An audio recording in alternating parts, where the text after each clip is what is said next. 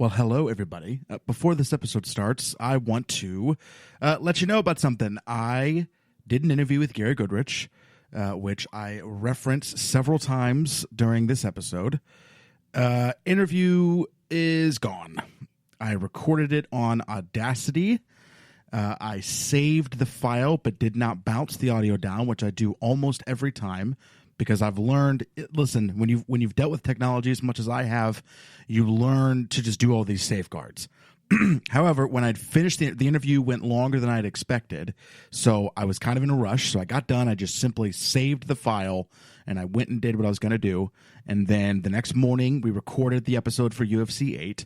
I opened the file with the interview, and I was going to cut out the portion that dealt with UFC 8.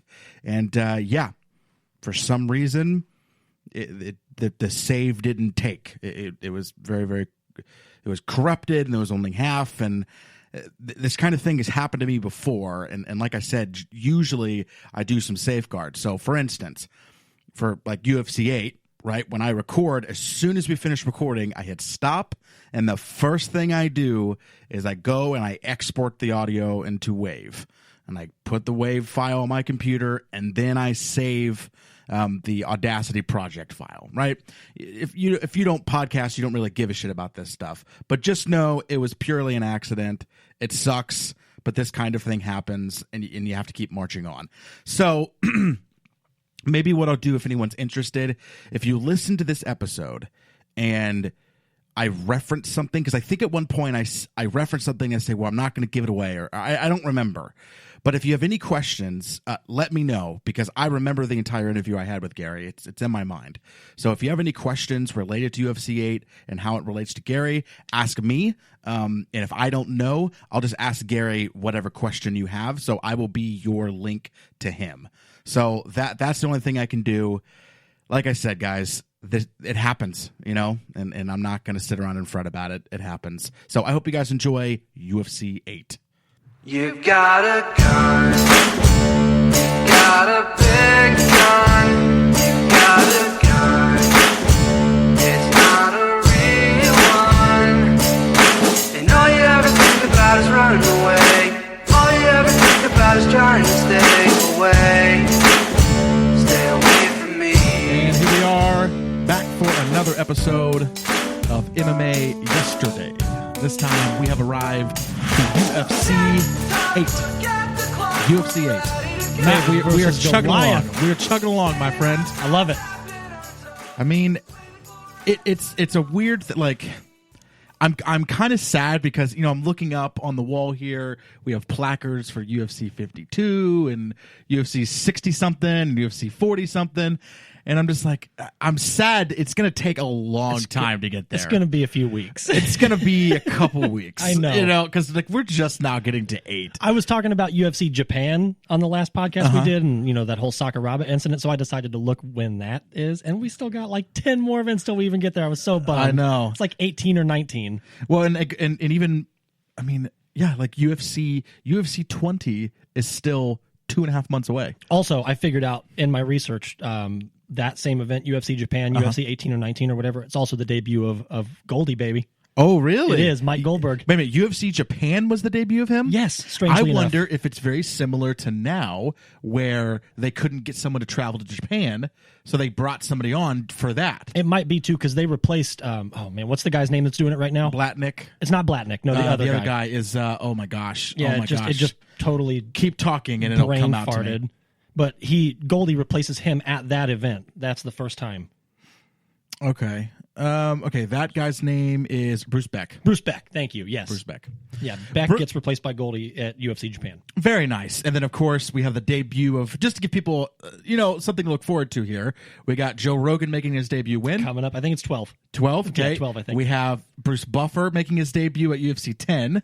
Coming up. Oh, we're close to that one. And then I think he goes full-time starting UFC 12. I think so, too. And then he goes away for 11 and comes back for 12 on. And then I think he's there from that point on. So, yeah, I mean, there's some stuff that's going to be happening. It's starting to happen. It's starting to happen. Yeah. Obviously, Don Fry for this event. Don Fry makes his debut. Huge legend. I mean, Gary Goodrich makes his debut, too, but he doesn't do as much as Don Fry does moving forward. I mean, it's pretty close. They both go on to be superstars in Pride. They both have pretty successful careers Yeah. going forward from here. I'd say they're both probably neck and neck. Okay, Don maybe sure. ahead a little bit. The other thing I just want to say, right? Oh, you know what? There's one thing I have to do before we get into the episode. Okay, real quick. One huge, massive shout out to John Franklin with MMA Today. I'm not sure what his other credentials are. I know he's going to be doing a podcast. So once I figure out the story behind that, I will start plugging that. But he is my research guy moving forward. One of the things I realized is that, this isn't the only podcast on this network I host. So if you guys are listening to this, or you're listening to MMA Yesterday, and this is the only one you listen to, I also host every other podcast on this channel. I also do all the interviews. So it is tough for me. He's busy. To be able to because I watch the event in its entirety, but that's as far as I go. There's really not a lot of research I can do prior. There's really not a lot of research. I literally just finished the event 10 minutes ago. We watch him as fans. And we watch him as fans, and I come downstairs and I record. So all that to say, we're gonna get shit wrong. And last episode was kind of a bad one. So let me just real quick, if you listens to last week, okay, first of all, Take Abbott did not win a UFC event. We kept saying he was a winner. He wasn't. He wasn't. Yeah, he was a runner-up. And Keith Hackney was never a runner-up. We kept saying that too. So it's just two things. It's not all that big of a deal. Oh, did I shut your mic off, guy? Talk again, Matt. Uh-oh. Talk again. Talk. My bad. I shut your mic off. Oh, it's all good. I'm not worth it. Right? I'm like, how weird. I just randomly shut your mic off. We're going to get stuff wrong. It's hard. We're watching these week, Yeah. and I'm doing the current events. Like tonight, I'm doing a fight companion for this one. It is hard. So we're watching the cut weekend us some events. slack. Yeah, cut us some slack, and we're going to try our best. So, but I got a research guy now. His name is John Franklin.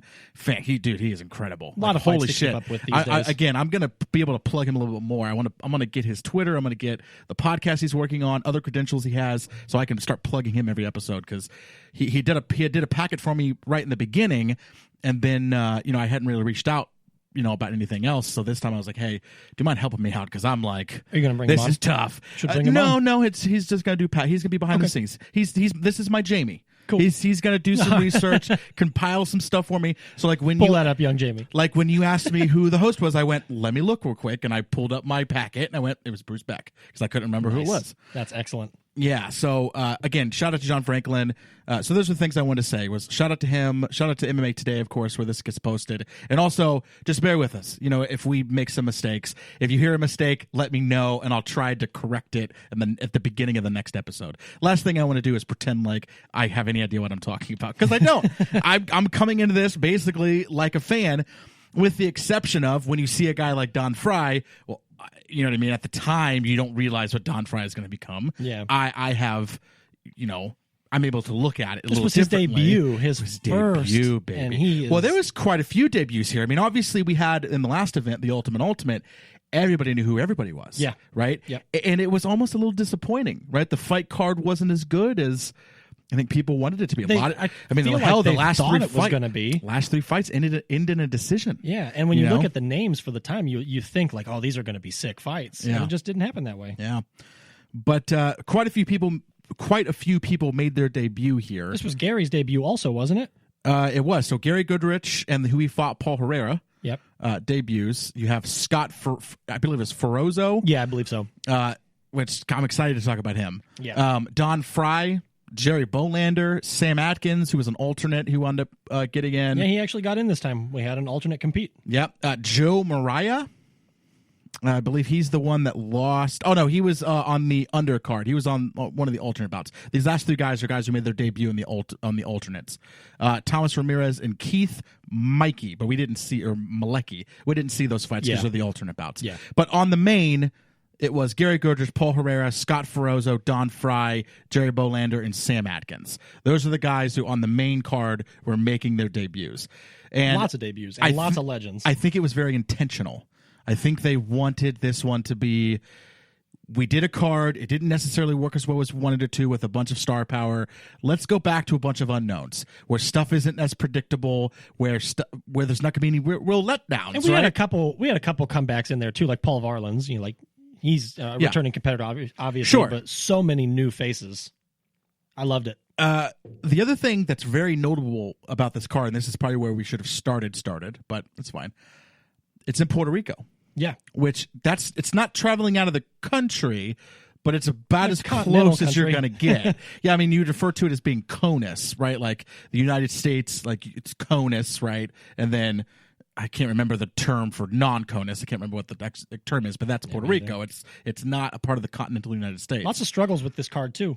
In terms of location, in terms of the card itself. So the card was originally supposed to be in New York. Yeah. And it got New York shut it down. I said, no, we're not doing this. So this was the beginning of all of the New York bullshit that would happen for the next literally 20 years or so. Yep. Which is weird because I wonder why. Like, I wonder what happened at the Brawl in Buffalo that caused this shift. It might not have even been that event per se. It might. I mean, have John McCain was very, very outspoken. Yeah. He was a very prominent. He was member coming out of against the, it of the hard Senate. at the time.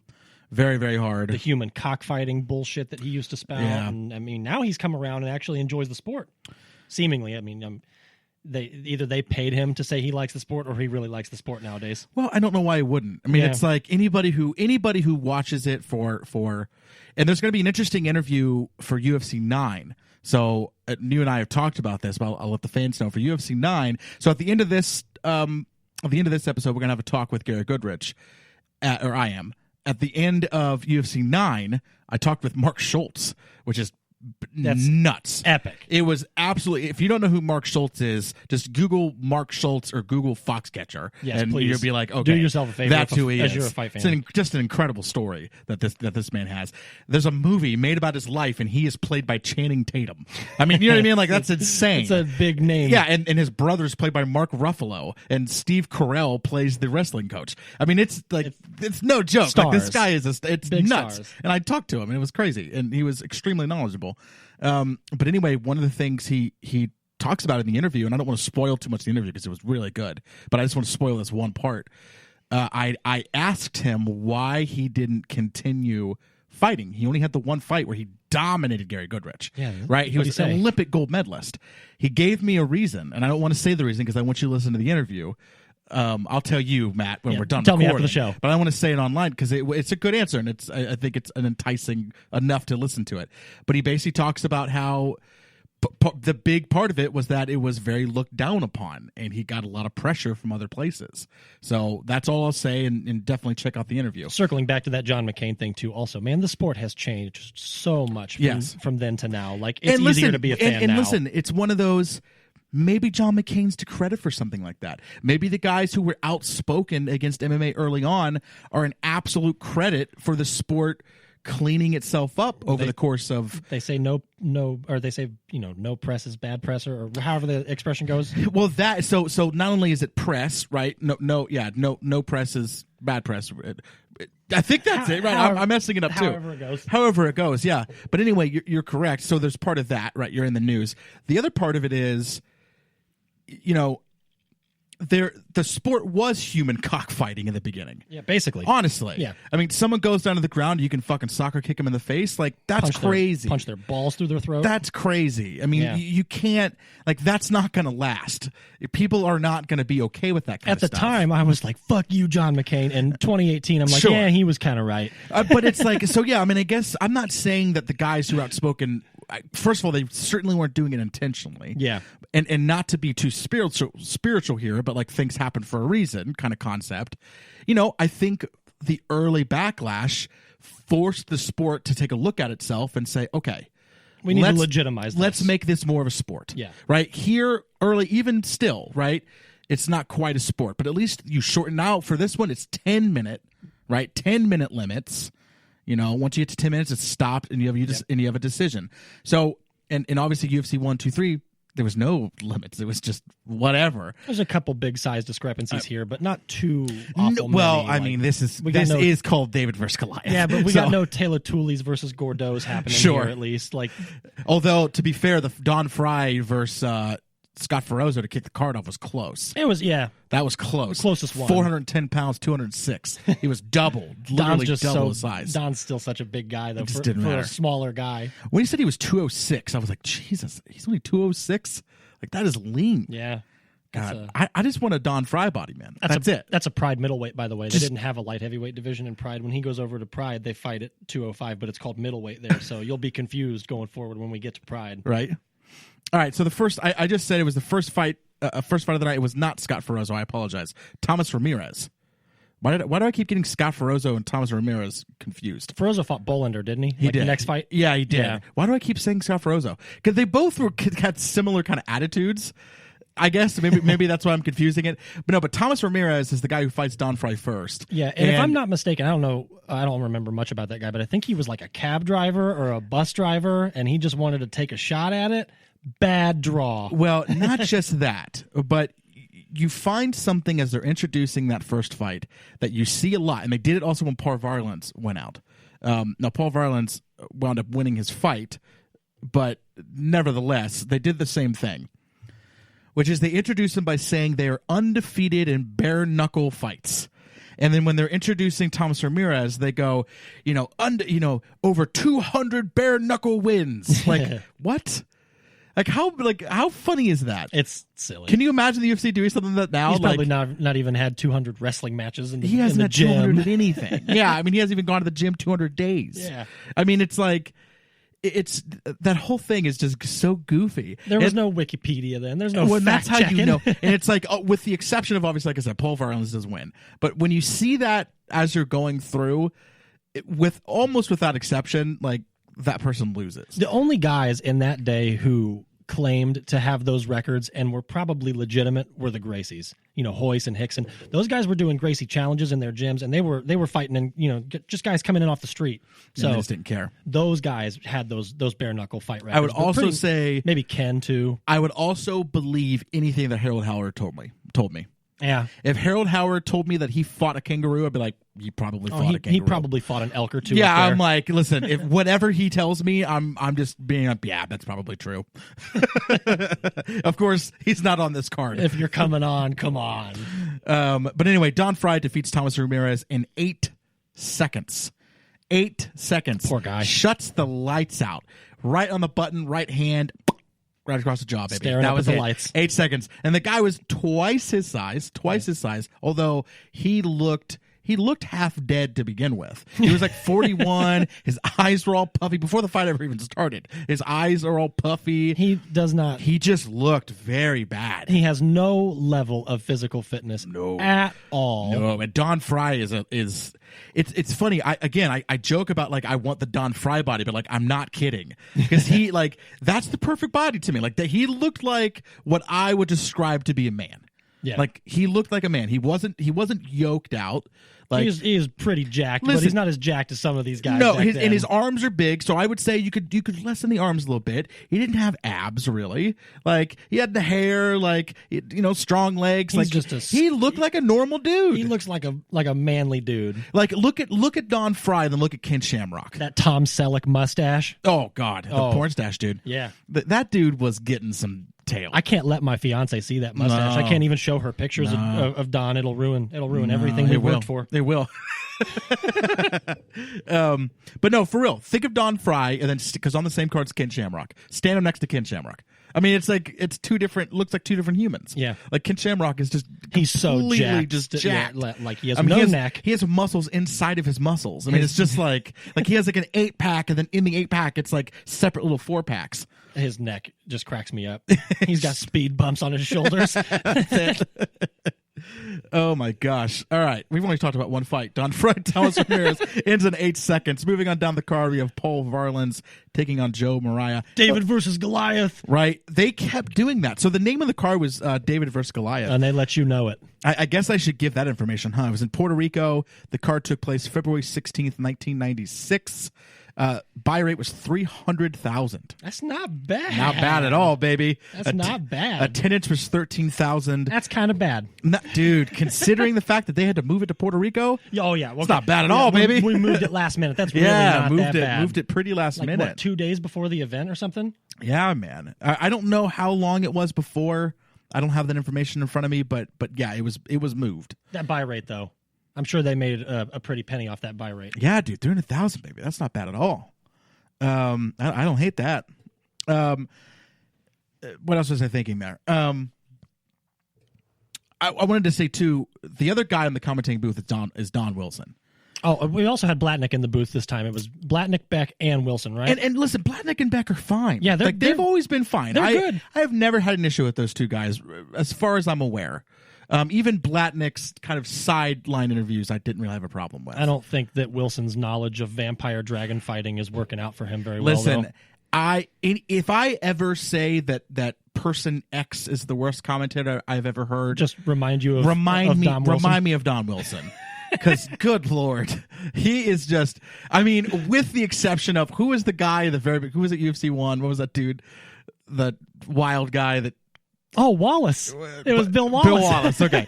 Bill Wallace is probably the worst, but he at least like was funny. He was like the early days Goldie. Yeah, it's like at least he had some like there was some redeeming qualities with like him. an He was just endearing goofy. Charm about him. Endearing. That was the Yeah. word I'm looking for. There was something endearing about Bill Wallace. You just like him. There was not anything endearing about Don Wallace. No. He just Just like, get out of here. he just couldn't stand it. And at one point they kept referring to the like Ken Shamrock defending his belt over and over again, and they tried to connect it with Don Wilson's sequels to his movies, and I'm like, my Lord. You guys can't see it right now, but I'm shaking my head. Oh, and if my eye rolls aren't audible, I apologize, because they should be, because I'm rolling them as hard as I can. I was like, every time he would start talking, or every time they start talking about his movies or fucking vampire dragons, I was like, I'm done. I'm tuning out. Just quit. Get him off. I don't know when he stops, but it needs to be Hopefully by UFC 9. Hopefully, Jesus Christ, because I'm getting a little tired listening to him. And then, of course, it completely is no longer the G-Man. They continue to call him Rich Go-Go Goins. Oh, yeah. Why they changed his name to Go-Go Goins, I have no idea. The G-Man was already taken. I don't know. It's weird. Did you get that picture I sent you the other day, by the way? Oh, no. I sent you a picture of a character from the video game Half-Life. Oh, shit. You did. Yeah. Sorry, I do remember that now. They had a G-Man in the Half-Life games. So that's why. That must be all that it is. I'm like, it was bizarre why they just randomly changed that. I just thought it was funny. I was looking through some video game shit, and I found that and had a laugh. So Paul Varelon's Joe Mariah, very, very boring fight, honestly. Yeah. They just kind of danced around each other. I don't think there was any takedowns, really, even if there was. Definitely the stinker of the card. It was. And it went to a 10-minute decision. Paul Varelon's clearly won. It wasn't even a question.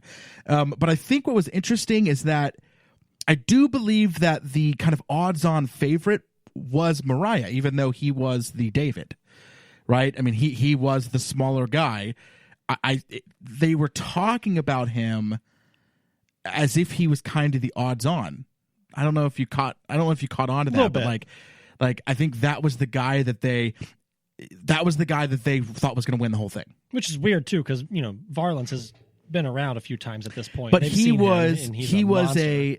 Yeah, I mean, I think they wanted a Brazilian champion because they knew that Hoist wasn't really coming back.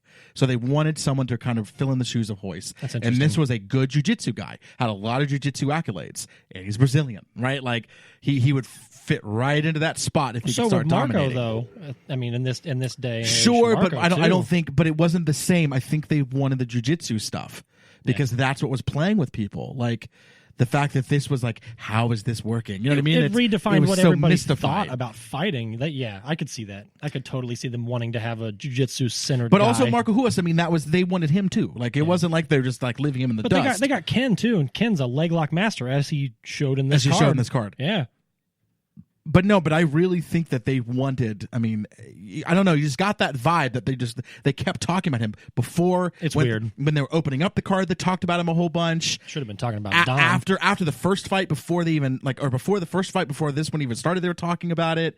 And then during the whole card, like during the whole fight, they're talking about him. And they were trying to make it to where it was going to be a close decision, and it wasn't. Yeah. So, like I said, they were really biased toward him winning this, which was real odd to me. It seemed a little weird. Given that it was American commentators and stuff, it was just odd that's where they were going with it.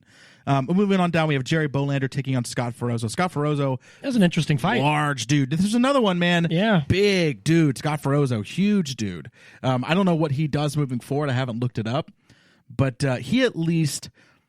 I keep getting Thomas Ramirez and Scott Ferozzo confused because they kind of have similar build. They're just big fat dudes, really. Yeah. It's like all there is to it. But at least Ferozzo kind of looked the part. Well, and he fought much better than the other guy too. Like, this guy has some actual skills. Man, when he took Bolander down that first time, I was like, I had Goldie in my head going, and it's all over. Like, it looked like it, dude. Yeah. I mean, it was like, that's about to be it. He came back from some real adversity in this fight. And he got the W. Yeah. He got the W late, man. Got a late submission. David beats Goliath. There was only 55 seconds left before it was going to go to a decision. What was that one? Was that a guillotine?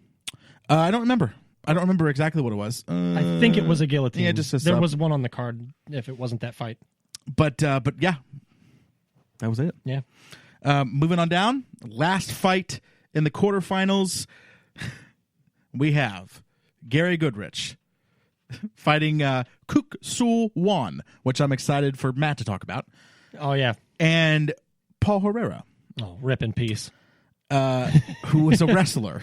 Didn't get a chance to show it, though. You only YOLO once. That's it. You only YOLO once. You only live once. So, Matt, this is a fight that you had actually, before we even started the podcast, you showed me this fight because I had never seen it. Yeah, it's a legendary No, and fight. when I say start the podcast, I mean the literal, but like LoudMouth MMA, like Yeah, before like this was even here. over a year ago. Yeah, like well over. Yeah, I had not seen this fight before. I think once you showed it to me, I was like, okay, I guess I do remember this, but like again, I just couldn't put names with. So, talk to me, Matt.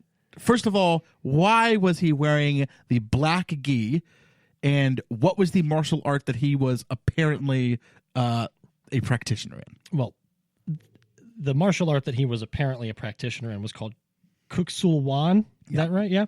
Not really a practitioner in that martial art. And he wore that gi because they paid him.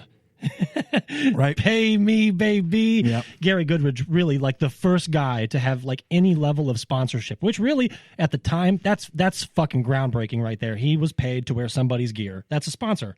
Yep. Not many sponsors in this day and age. So that's a legendary fight. Plus, I mean, y'all want to see a dead body? Yeah. So now talk to me about the fight. Oh, God. And I can give a little bit of backstory because I talked to Gary, and it'll be in the interview as well. We talked about a whole bunch of other stuff, so I'm going to kind of cut the interview up. Yeah. So that way I can only on this episode I'm just going to post the UFC 8 related stuff, and then I will cut everything else out and put that in a separate interview. This is UFC 8. If you guys can find a more brutal elbow-related knockout to this day, send it to me. I'm excited to see it because there's not one. No. This is the nastiest elbow KO in the history of the sport. I mean, and I don't know if here's my guess. Okay, I have a guess we have a current referee that we have an issue with, which is Mario Yamasaki. Okay, Yeah. my guess is that Mario Yamasaki watched this fight, and he's watching Big John. He's watching Gary Goodrich get that. Gary Goodrich lands one elbow, lands a second elbow. Paul Herrera goes out. Lands a third elbow, lands a fifth elbow, lands a sixth elbow, lands a seventh elbow, lands an eighth elbow, lands a ninth elbow, lands a 10th elbow. He just keeps landing them. They're nasty. And my guess is that Mario Yamasaki watched that and went, okay. This is how to ref. That's how you're supposed to ref. Yeah. Don't stop until he's dead. What the fuck was Big John thinking? What was he do? Was he just shocked? Like, what happened there? I think why did Gary land so many elbows? Did I leave the stove on? I mean, you know what I mean? Yeah, what in the what are you world? watching, bro? He's dead. Dude, he's dead. Like, he took an additional 10 elbows that he did not need to take. Good God. I mean, it was like, that's it, baby. I think I figured it out. Mario has watched that and has grafted his MMA style around it. Yamasaki and Mazzagatti both watched this together. And they're like, all right, And we know what to do. And they sent highlights to Kim Winslow. That's good. Cue a bunch of people being like, I have no idea what they're talking about. Kim Winslow, pound for pound, worst ref in the sport. I don't know, man. The other dude that you just, Mizzagatti. Mazzagatti? Mazzagatti, yeah. Mazzagatti. He's up there. Okay. Worst refs of all time. Here, we got to give the list real quick. Yamasaki, Mazzagatti, Kim Winslow, Cecil Peoples. Cecil Peoples, for sure. Cecil Peoples is legendary. Yeah. He's legendary. You think of any more really just standout ones? Nobody can say, even though Herb Dean's been having some issues. He's been having some issues but you can't say that about him. I've also heard people saying about, who's the white dude with the goatee, bald head? White dude, goatee, bald head. Oh my gosh, that's gonna bother me. Yeah, me too. He was the one who was reffing during the Weidman Musasi fight with the illegal knee. Oh my gosh, it's bothering me. I don't remember. I know everybody listening to this knows. Hey, speaking is it Dan? Oh my gosh, Still... Dan Migliota.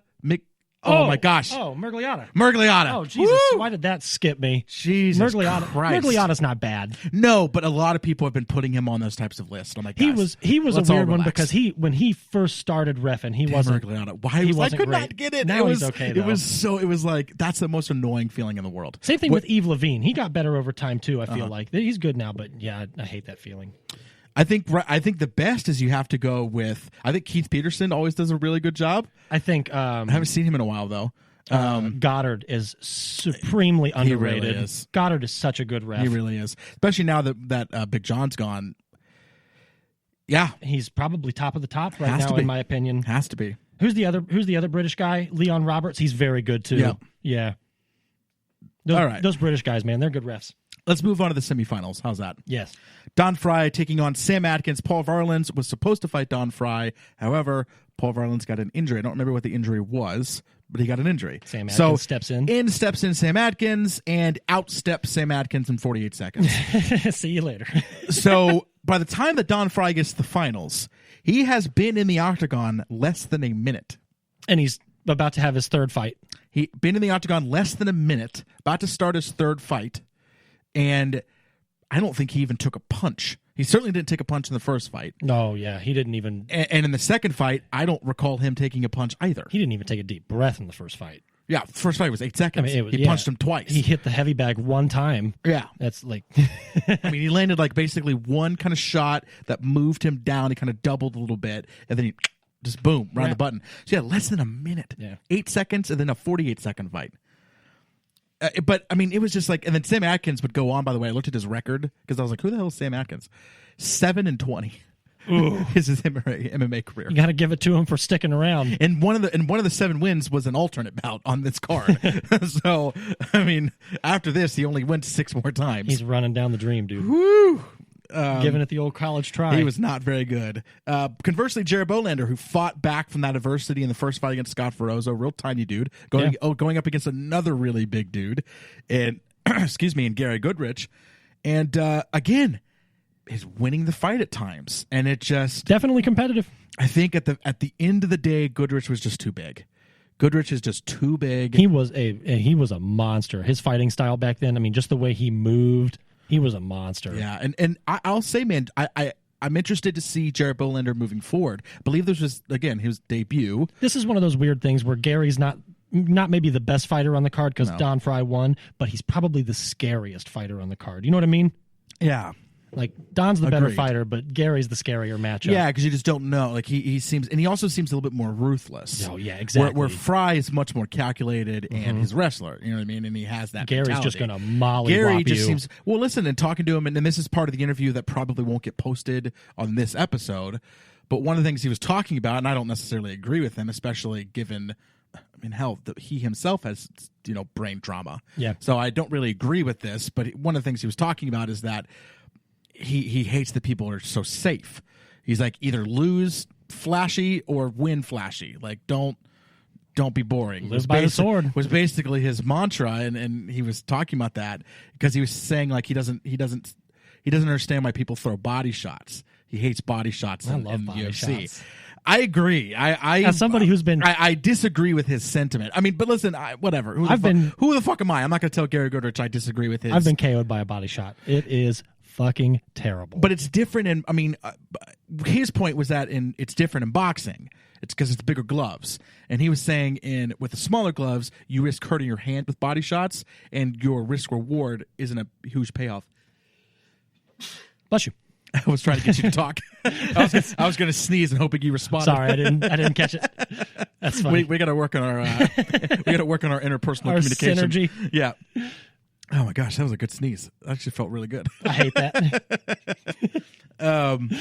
Anyway, yeah, I don't agree with him, but whatever. Again, I'm not going to interview Gary Goodrich. The dude had some good fights back in the day, and I'm also not going to tell him he's wrong now because it's fucking Gary Goodrich. Whatever, like he could think whatever he wants. Yeah, like he's a warrior. He knows way more about it than me. But I disagree. I think you need to fight safe. I mean, that's the whole point. It doesn't matter if you win flat. It matters that you win. And that's what you're going for. You're going to win. And I would say that was the difference between Don Fry and Gary Goodrich. Don Fry's in there to win. Gary Goodrich is in there to look crazy to hurt him. And we see how that went. Yeah. And same thing, we get to the next card. Gary loses to Mark Schultz. You know what I mean? Now, again, Mark Schultz is an Olympic Supreme wrestler, though. Yeah. Completely different style of Of Don. Don beat him standing up. Yeah. Don wearing MMA gloves. Oh, yeah. And wrestling shoes. Which is good. But because remember, he wasn't wearing MMA gloves in the fight that went to a decision. Was against Oleg, I think? I can't remember. But remember, he was like having to, he was slapping. Oh, that was Dan Severn. Oh, it was Dan Severn. Dan Severn. Why was I thinking that was Don Fry? They look so They really similar. do. They really do. Freddie Mercury I keep lookalikes. forgetting this is Don Fry's debut. Yeah.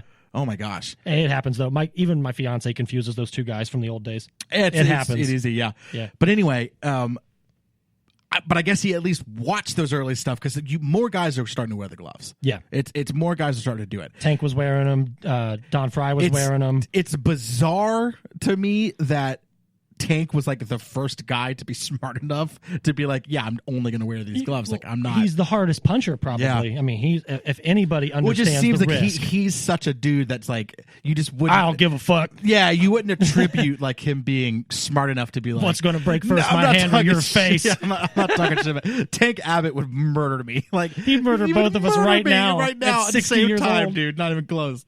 I'm not talking No, shit about Tank's Tank. the man. We love Tank. But it's like it's so funny. Like a guy that's so brutal like that would be like, I need to protect my hands. He's You know what somebody I mean? who just seemingly just doesn't. He doesn't care. You'd think he would just walk in and be like, I don't give a shit. Yeah, Like, let's fight. Let's do it. Yeah. He fights in backyards. Yeah. So Don Fry, Gary Goodrich goes to the last fight. And yeah, we already talked about Don Fry. Now, one of the big contributing factors, straight from the horse's mouth, Gary said it.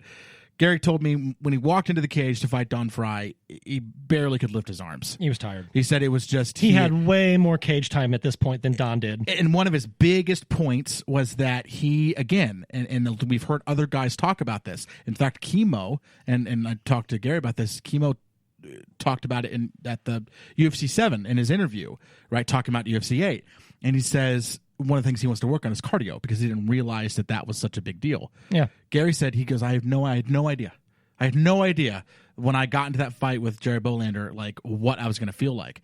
He goes, I thought I was going to step in and punch a guy a few times and then walk out. You're in front of the people for the first time. The bright lights are on. I also big think adrenaline dump. I think he adrenaline dumped after that Paul Herrera fight massively. Yeah. I think that was so exhilarating to run across the cage, get a dude in a crucifix, and elbow him in the side of the head until he is dead. His celebration took more energy than Don Fry's first That's fight. what I'm saying. I mean, Yeah. literally, his screaming and flexing and jumping down to the ground and jumping up and going over to the guy, that he expended more energy just in the celebration than Don Fry did in his two fights. Yeah. Literally. Like, that's not a joke. That's not hyperbole. Yeah, that's literally real. literally, he exerted more energy in his celebration than Don Fry did winning his two fights. But to be fair, man, if you're going to celebrate a finish, that's the finish. Sure. But I'm saying he probably massively adrenaline dumped. Yeah. Then he goes into the Bolander fight and he gets into some trouble and he's having to use a lot more of the strength. His arms are like tree trunks. Yeah. And it takes a lot to lift those things up, right? And I think he just gassed, dude. He's completely gassed. So he goes into that Don Fry fight just exhausted. I don't think it would have mattered anyway. I think Don Fry is the better fighter. I think they fight. I think he does beat Don Fry at one point in the future. Oh, yes, he does. Yes, he does. It's in Pride, and it's nasty. But that's it, though. I think they fight like 3 times. I think he beats him. I think Don Fry beats him twice. If not 3, then 2. I can only think of 2. The UFC one and then the Pride head kick. But Okay. there might be another one. Yeah. But anyway, I do think at this time, I do think Don Fry was a better fighter regardless. Have you ever seen that fight, by the way? Gary Goodrich head kicking Don Fry in Pride? Yes. Oh, man. Talk about payback. I've also seen the Oleg knockout. Oh, man. Oh, man. That was at Pride 1. Yeah. It's a Pride 1. Woo, buddy. I hope I think we're going to, at some point, we'll watch Pride 1. We'll just do a special midweek We just got to episode. do some Pride fights. Maybe not all of the Pride, but like some big ones. We got to do some cards. Yeah. Well, we should just do like the first 10 Prides because I think those are probably the most important given like the stuff we're doing now. Like, we should just do, like, the first 10 Prides and make them, like, midweek episodes. Yeah, maybe. So we still got to do our Saturday show. We'll just release those on a Wednesday As long as we maybe talk about, like, the Bushido events a little bit, too, and those open weight Grand Prix in the future. Sure. Those are the best. I Sure. love those. That's my history of the sport. Is there anything else? I mean, I don't know what I didn't hit on. I didn't give. It's so hard to give a lot of the. I mean, we talked about the whole bracket here. We didn't talk about the super fight on this one. Say it again. The super fight. Oh my gosh, I forgot. It was actually a good one too. Yeah. Okay, so the super fight on this card we did not talk about is Chemo versus Ken Shamrock. And the winner gets Dan Severn. Yes. Which I thought was cool. They had Dan there ringside to see who won. Which is fantastic. So they could know the opponent. And Ken Shamrock does end up beating Chemo. And we see, I mean, Chemo is really good, but I would say I understand that Hoist has a win over Ken Shamrock. I understand. I'm just going to come out and say it. I think Ken Shamrock is and always was better than Hoist. Oh, see, and he felt that way too. He always felt like you ever watch Dragon Ball Z? No. Oh, okay. Well, Ken Shamrock is like the Vegeta of the UFC. Just always that one step behind, but pretty much just as good. I think it is of my opinion that Ken Shamrock, and because I think he's proven it. Yeah, he is. I think he is and always was better than Hoist. He's top 3 at least. The problem in this is day. He lost to him at UFC 1. And then when they fought again, it went to a draw. So it's, you're 1-0-1, or you're 0-1-1 against the guy you say you're better than. The problem is that draw in current rules would have been a Shamrock win. Yeah. Period. He would have got a decision. Not a chance in hell that Hoist would spent the whole time have on won top. a decision. Yeah. So really, he's 1-1. Yeah. Right? That's an interesting way to look at it. And his one loss was at UFC 1. The first event. He didn't even know who anybody even was, really. You know what I mean? Yeah. So, like that, if there's a forgivable loss, it's fucking that one. Yeah. You lose to Hoist at UFC 3, well, now it's a little less forgivable. You lost to him at UFC 1. So it's like, I think Ken Shamrock was always better than Hoist as far as MMA fighting is concerned. Actual fighting? Obviously not jiu-jitsu. 100%. Obviously not jiu-jitsu, but like actual fighting and shit? 100%. 100%, man. 100%. He's the better fighter. So... I don't know, man. I don't know if that's even like a controversial opinion or not. It's good to see him get a win, though. It is, and it just again it proved, right? Showed off some. I'll tell you, Ken Shamrock too. looked better against Chemo than I think Hoist did. When he rolled through for that knee bar, I was like, "Damn!" Dude, he gets him an ankle. That's how he ended. It was an ankle. It was nice. Nice, dude. The way he rolled through on it. That's like modern day Ken's technique. The shit. Yeah. Like Ken is becoming like my favorite fighter. Really? Man. Yeah. If I have to look back at like who are my favorite like old fighters, my joking answer is Harold Howard, and I'll stick to that. But like I would say, like if non-jokingly, like I'm trying to put myself in shoes, right? If I was watching these live, it's Ken Shamrock, man. Ken Shamrock that's my dude right now. I gotta go with Dan Severn, probably. Sure. Either Dan or Don Fry. Understandable. Yeah. Understandable. But Ken has a win over Severn too. I mean, Ken is the shit. Ken is really, really good. So I don't know if it's controversial, but he's better than Hoist, man. Does Dan Severn look more like Freddie Mercury, or does Don Fry look more like Tom Selleck? That's a really, really good question. I'm going to do a Twitter poll. That's a good question. That's a really good question. I think Dan Severn looks more like Freddie Mercury. Really? But that Tom Selleck but must it's close. have. It's close. It's close, though. It's man. very close. I love those guys. Anything else you want to add before we get out of here? No, this was a sick card. I love this one. Yeah, this is a really good one. Really looking forward to the next one, too. Yeah. Please let us know where to find you on the old Twitter machine. At Hitchcock87. And do you know how to find, what is it, Cordy? It's _ Cody Tyler. Cody with a K. He's not here today, but we're thinking about you, brother. Yeah, and I think he's going to be coming back on. Brian Moore is going to be coming. He was going to come this week, but he's sick. So he's going to come next week for UFC 9. Sweet. Legends of the Cage, Brian Moore. A lot of people in the community have heard of him. He actually super knowledgeable guy. He actually lives about 30 minutes away from me. So we'll get him down here and have him be here in person and talk about UFC 9. Awesome. Also, Mark Schultz. Hell of an interview, man. Hell of an interview. Can't believe you got that. It's at the end of the UFC 9 episode. So please stay tuned. After the music starts to fade out, it's going to be an interview with Gary Goodrich. I can't